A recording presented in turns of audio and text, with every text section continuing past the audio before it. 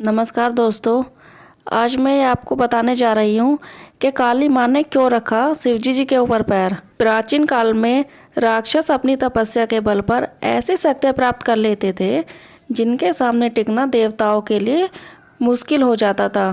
राक्षस अपनी शक्तियों का प्रयोग करके आतंक और भय फैलाते थे। ऐसी ही एक घटना रक्तबीज नाम के राक्षस से जुड़ी हुई है।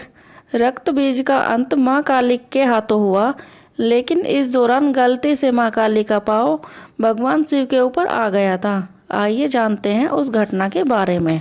एक बार रक्तबीज नाम के एक राक्षस ने भगवान शिव को प्रसन्न किया और उनसे एक वरदान हासिल कर लिया। रक्तबीज को यह वरदान मिला था कि उसका खून जहाँ भी गिरेगा वहां से उसी के समान राक्षस पैदा हो जाएंगे। रक्तबीज को अपने इस गुण पर बहुत अभिमान था, इसलिए उसने अपनी शक्तियों का गलत इस्तेमाल करना शुरू कर दिया।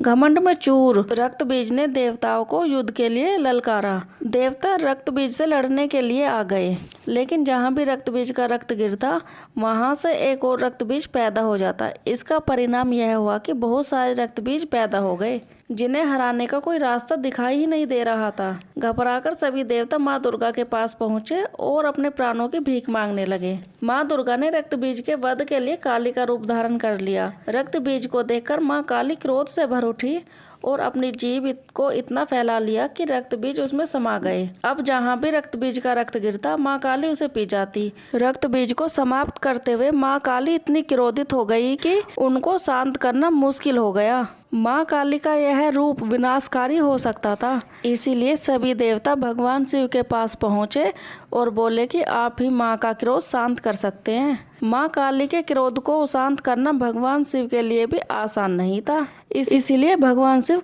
काली माँ के मार्ग में लेट गए। क्रोधित माँ काली ने जैसे ही भगवान शिव के ऊपर पांव रखा वो झिझक कर ठहर गई और उनका गुस्सा शांत हो गया। इस तरह भगवान शिव ने देवताओं की मदद की और माँ काली के गुस्से को शांत किया, जो सृष्टि के लिए भयानक हो सकता था।